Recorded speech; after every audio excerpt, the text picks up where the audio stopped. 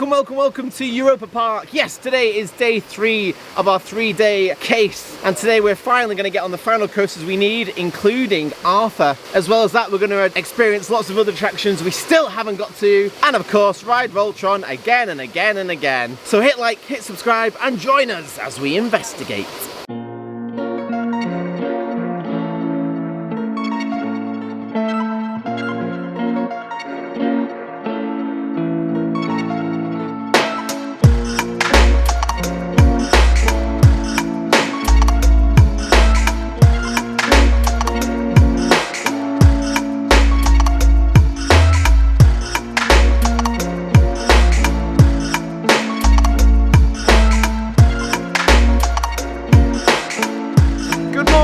Day 3 here as and going case at Europa Park, and this is a prime example of what was so good just then about Volo Da Vinci.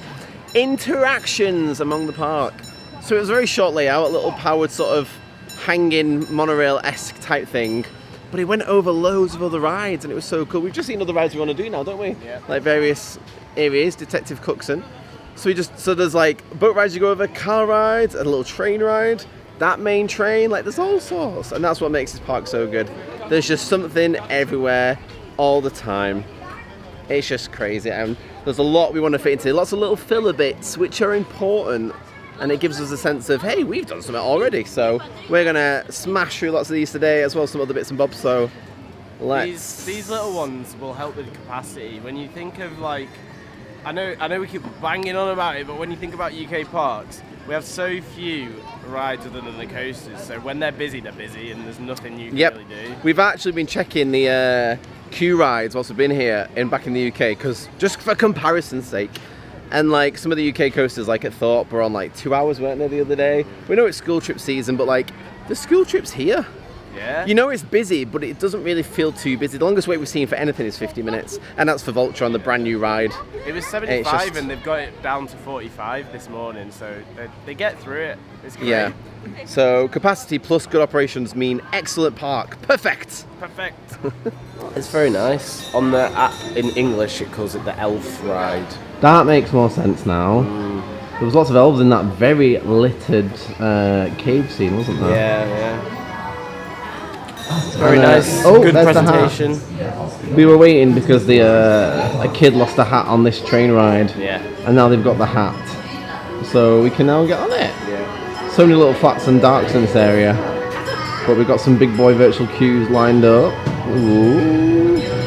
Managed to get Wodan, and I think we'll try for Voltron because it's finally reopened, because they didn't open the virtual queue at first. Yeah, we're going to try that after, aren't we? So fingers crossed. Just a short one there on Knopf. It is a kids ride. There's quite a few kids rides in this area that we did on. So when we did Volo Da Vinci, we went over a lot of these, as I said. Yeah, again, very detailed. I was surprised actually. There's some hidden sort of animatronics and film scenes. I think it seems like it's from a film. There seems to be some sort of trailer playing in the station. Knopf.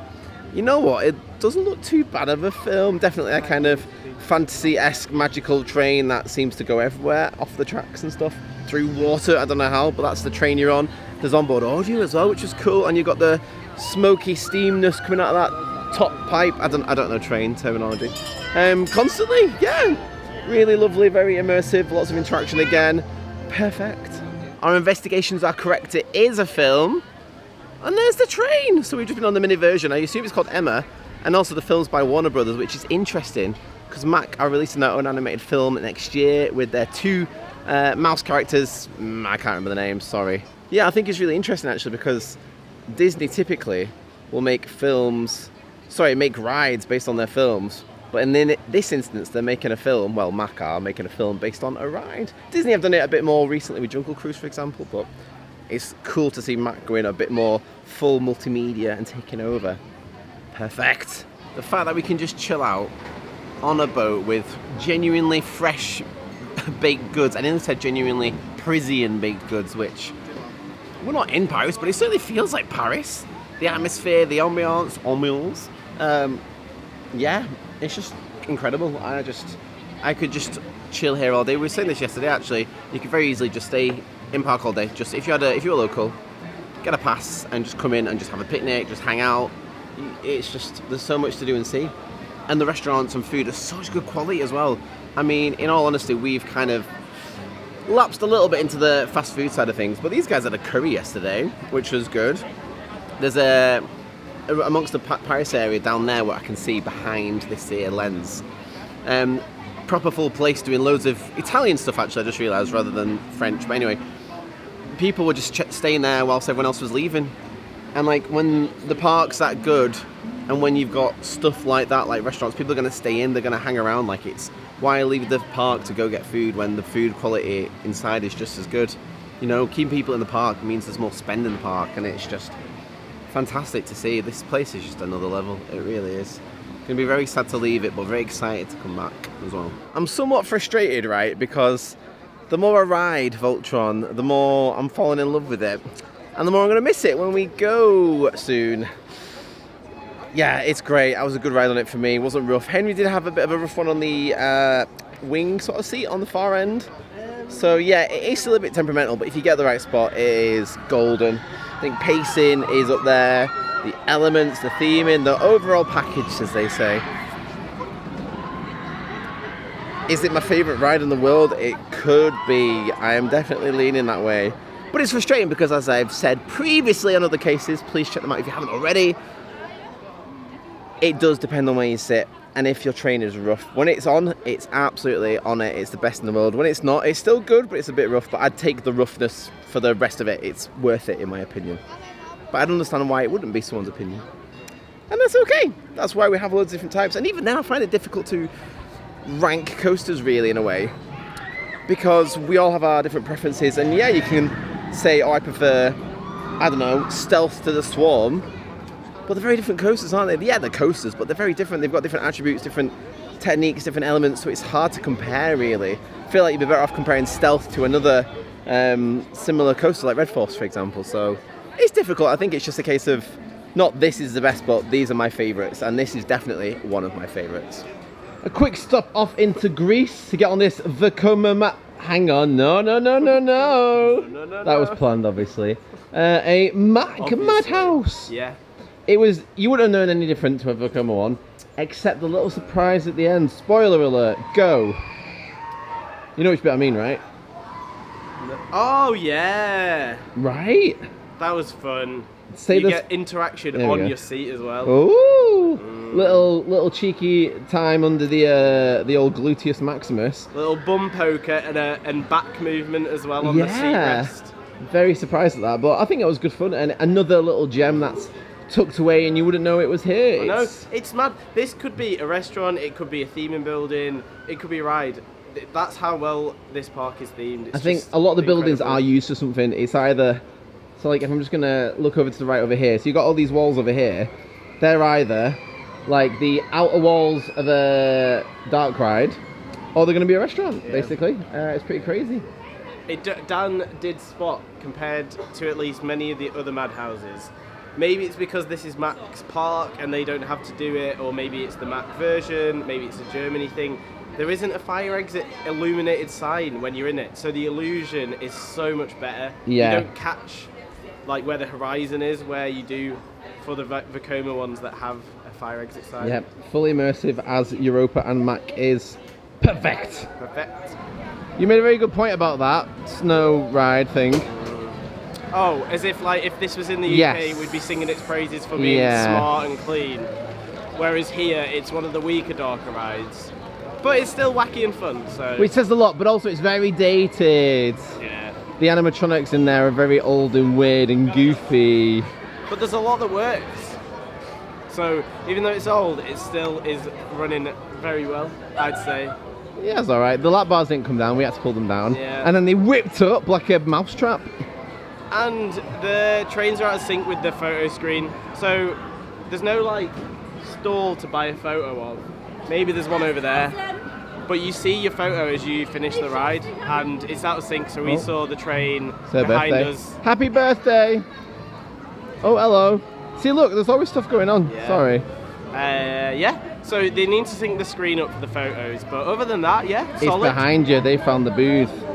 The photos. So that's just a preview, so it doesn't really matter. Nah, you're good, you're fine. Monorail was cute, it was really nice again.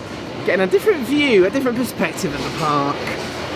Interaction is the big thing here, really. I mean, it was so interesting just going over everything and seeing what we'd already done. I thought it was really cool. However, we're in a virtual line now for Wodan. I think we're going on, so bye!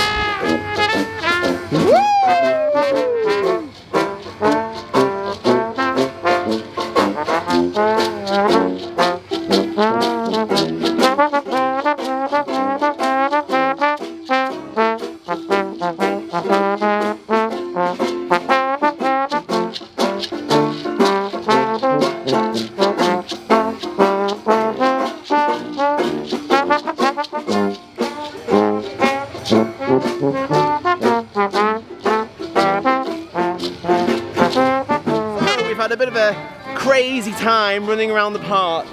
So we did Wodan to begin with, and yes, it's better than Wicker Man, I agree. It's the outer bank at the beginning, it's the speed on this hot day, it's the sideways pops of air time. It's crazy. I think if Wicker Man's theming was on Wodan, it'd be superb, but saying that, it's just the storyline and everything. We virtual queue Wodan again, so we've not had that storyline and stuff. But I think I'm just a bit biased towards Wicker Man, so realistically, yeah, Wodan is very, very good. And my favourite Woody, I can say now. We then ran back to Croatia as we saw that, what's it called, Voltron is doing its thing, and yeah, had another lovely ride on that. These boys have got a beer. They must be warm with all that clobber on. Yeah, and Henry did a little bit of dancing, which was great. And shaking. They're warming their black, I'm warming my black, so it must be, yeah, bless them. But they're very good actually, really cool. I just found out what's in the Globe Theatre. Is it a show? Yeah. Right, we need to go and see Arthur finally. The penultimate cred of our trip here at Europa Park.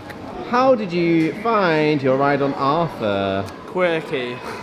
Did you not like it that much? I don't know. It's definitely like a family ride, but for like how much tech there is, it feels, I don't know, a bit underwhelming. But I don't know. Go on. Similar to the other ones, it's like, what was the story? What was the narrative? Like, why did like Snoop Dogg appear halfway through, and then like bees, and then Arthur and swords? Like, I just don't understand how it all fits together. I assume that's because we're not one, we don't know the franchise. Yeah. And secondly, we don't know German. We don't know German, so Yeah. therefore we're not gonna know it, are we? Really? But the station and the building was lovely. Yeah. Like, lovely presentation. The audio on board's great. There's a few moments where it's a little bit more intense, but nothing too crazy. Yeah, it's fun, but I think, like, I'd heard from others, like, Arthur was a bit of a sleeper hit. So similar to Wodan, I think I was expecting more. Didn't quite get that, but it is still fun. Right. For all the reasons you've just listed, I loved it. In terms of the audio, the train design, the scenes, like, I think that just does everything so well. I think that's the perfect mixture of dark ride meets coaster. Yeah. I love that. I thought it was really good. Yeah. And it's a good way to get, like, I guess, kids that are interested into coasters that don't want to do a bigger one. It was a surprising amount of force when we went out for the second time though, I thought. But yeah, I love that. I thought it was superb. One of my favourites. Inside the Arthur land, there was a Jack's Deli, and it had loads of like fresh sandwiches and salads. And I thought I should be healthy and get a salad, and I didn't. I got a sandwich. Although it's mozzarella and tomato, there's lots of like saucy bits in there, which is interesting. Hopefully that's nice, and a Powerade, because I need to be hydrated. And a vegan cookie, but check out this view for my lunch. I don't think there's many better places to have lunch, right? This is a little, I don't even know what this is. It's almost like a little courtyard in the sort of mystical forest area by Arthur, looking over the lake. Yeah, this place is beautiful. You're looking mightily wet there. I'm not too bad. I think Dan got the brunt of it. I'm dry already. Ooh. You don't look too bad actually, considering you got the worst of it. Just stood on the camera. So the wettest ride is the one in Portugal, not Poseidon. Atlantica. Yeah, that one is awful. I mean, good on a warm day, but yeah. Perfect for today, but yeah, that was really lovely. My favourite bit about that, which you will agree, because I think we agree on most things. The TNT scene. I mean, that was cool, but just the general theming around the rocky area, which is all redone recently. It's nice. I mean, you're starting off in one area, and then you're going off into that whole rocky bit. It was beautiful. Interaction again. I've not been, but it reminded me, or gave the vibe of the Avatar land world. Pandora. Yeah, all the rocks with the greenery mixed in. Yeah, it was cool. It was really nice. We need to go check out that rock work now. Because we spotted some free water squirters to get people on the log flume. Which we got, and now Dan is wanting to got the getters. So let's go get the getters. Not as powerful as the one that you pay for next to the rapids. I've got €2 ready for that though. Of course, any sort of accident, I mean anywhere in the world, but in this context, in a park, such as the fire that they destroyed this area the other year, is yeah, of course it's devastating. I don't believe there's any sort of injury or loss to life. There have been a few unfortunate fires at the park. However, what we've got instead is a very lovely themed area. I mean, there's not much to the coaster, but just like with everything else, it's the theming that really makes it and brings it to life. There's also VR on the back of this coaster, which we chose not to do. You do put on the VR goggles when you're on the ride, and I think it ties in with a lot of the sort of Rulantica characters, the little blue squiddy type things. Some of them knocking around this rock work, so I think the idea is that you would look around and see them living their best lives around there. But yeah, lovely little area again. This place is perfect. I'm in love. Let's do something else.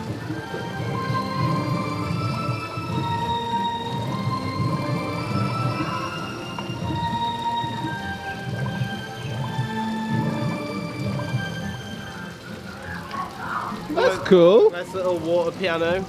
You know what this reminds me of, this area in a way? Reminds me of the Moana water thing in Epcot. With the, yeah. Like with the sort of interactive water, with all the rocks, the sort of, hey, let's play with nature sort of thing. So underneath the Yomi Adventure Trail is this shop, which name I've just forgotten as I've started recording. I think it's the shop anyway, but look at this. It's gorgeous. Look at the colours, the lights, the gems. Oh, it's absolutely beautiful. There is a shop at the end, I knew there would be. Look at this. Just a beautifully themed queue into the shop. Wow. Kolumbusjolle. Very well themed. It's just overkill. It's cool though, I like that. It's very cool. I appreciate giving a bit more to something that doesn't really normally have it. Because we did one of those at Fantasy Island, and it just literally barely had a canopy over it. Oh, that one, when Yeah, Josh yeah. lost his vape. Yeah. But that one, the seat span as well, and there's a whole But storyline. they span on the other, but not free. Whereas this, you can control them. Oh, that is the difference. Yeah, as if we'd done two of these. That's funny. I didn't even realise it was the same thing. Yeah, of course it is. Yeah. Ah, that was cool. I bought a ring from that gemstone shop, and it's already snapped, as you can see there. So I'm going to go get this replaced, hopefully. And then Henry's going to go on Feria Swing. There we go, that's better. So we'll get his review afterwards. I got my ring changed. Hey, the one on my finger. What? How was the spinny thing you did? It was alright. I It mean, reminds me of ones that you see at fairs, like travelling fairs, but not quite as quick. So maybe that's why this model hasn't taken off. Because I think it's different from most travelling fair ones. So it's like spins and then your gondola rotates. yeah. And it didn't spin very fast and there wasn't that much rotation. It was nice, but forgettable. What are we on about? Feria Force. Did you get it? Forgettable, because I was just being silly. Well, Voltron closes in an hour for what we think is a international ERT, which is kind of cool. Shame we're not on it, but we want to go try and ride that as much as possible. So, should we go ride that as much as possible? Yeah. Perfect. Have we got a VIP? Oh, Oh no, it's a photographer. someone important. Check this out. Oh. Got a camera like me, haven't you? Somewhat. Oh, That was Roller Mack. is that actually Roland Mack? Yeah. We've just seen the guy who runs the park. Wow. Wow, look at us. I mean, I was about to say, we managed to squeeze in 2 rides before they closed the area for the event. And as we're here doing our post-ride review, Roland Mack rolls past us. Yeah. I can't remember which one's the younger and the older one. I think the older one is Roland and the younger one is Michael. And I think we saw both, if I'm honest with you. I have no idea what they That look was a like. big entourage of golf buggies. Yeah, they're important people who Don't need to use their legs. That's what happens when you're famous and important. And you wear navy Mack blue suit. They must be boiling in them. I'm boiling in all black. They're boiling in all navy suits. Hiya, congrats, one of you. They're getting married or something, I think. So yeah, that was fun. I had a really rough seat to end my trip. Yeah. And I was just messaging Kosatog and he was like, how'd you get on 12 rides? And we've just been very fortunate, really. However, he said, did you get one of the rough seats? And I said, multiple rides were rough and multiple weren't rough. And I think if my first ride of the trip was on a rough one, I'd have a different opinion overall on it. Yeah. Having that good one to start with was like, okay, it can be good. Yeah. But having the rough ones, I'm like, yeah, but I know it can be good. Whereas if it was the other way around, it'd be like a glass half empty situation. Like, you'd be going in knowing how bad it can be. Yeah. Whereas I think we looked out with the first ride on it on a good train, and we were like, wow, fun. And then we had a few bad ones, and we were like, what? So I think we've looked out the order we've done it, and it is a bit frustrating that it can be that hit and miss. And we were both just saying that there's similar comparisons, because Ride to Happiness is a lot of people's number one or very high up, and this is some people's number one or very high up, and they both differ depending on various factors. This where you sit, and Ride to Happiness depending on so many factors, you know, weight and weather and all sorts. So yeah, for that spin. So, but both very forward thinking in that this is, you know, unique elements, the launches and stuff, the turntable, the spike, the spike and swing launch mid-course. Not as unique and interesting as Ride to Happiness, I'd say, but obviously Ride to Happiness with the free spinning. Here we go. Everyone's looking very important. that's Roland Mack. It's basically for security everywhere. Roland! Hello! Hello! It's Roland Mack. That's kind of mad. Buzzing. Got all the security following. Wow. He's a big lad, isn't he? There, look at him, boy. Whoa! They've just gone to check on the new little pet. We thought this was for an ERT, but seeing as the Mack family are here, I'm pretty sure that's not ERT. I think maybe they've just gone to check it's all looking nice and tidy and ready. I don't know. Speculation. How's it? Well done for recognising him, I had no idea. Yeah. Oh, there's a briefcase there. All the new Mack products are in there. in the next Mack product, it spins that way and that way. Whoa. You've gone really dark now, why is that? Is that monorail blocking the sunlight? Oh, come on, Mono. But yeah, that was there. It was the monorail. Yeah, this has been superb. I love this ride. It's right up there for me. Maybe number one. Definitely top 5, I think. Yeah. Yeah? I think it's a number 2. I think Ride to Happiness is still my number 1. But this is very close indeed. So I like getting whipped about and beaten, and that's what this does to me. Not when it's rough, though. Those top 2 are both fairly recent Mack products, so they're clearly onto something.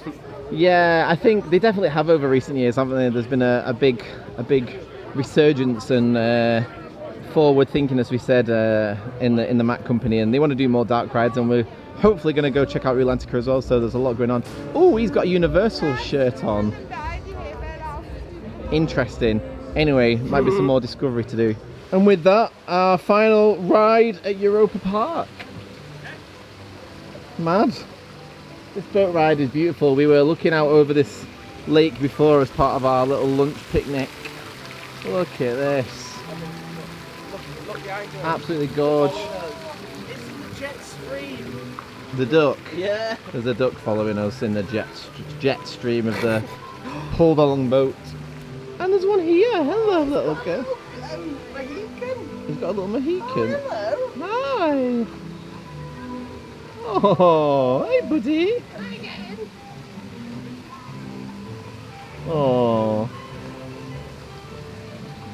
See, that's the thing with this park. It is beautiful, isn't it? It's big, it's bold, it's beautiful. Look at this.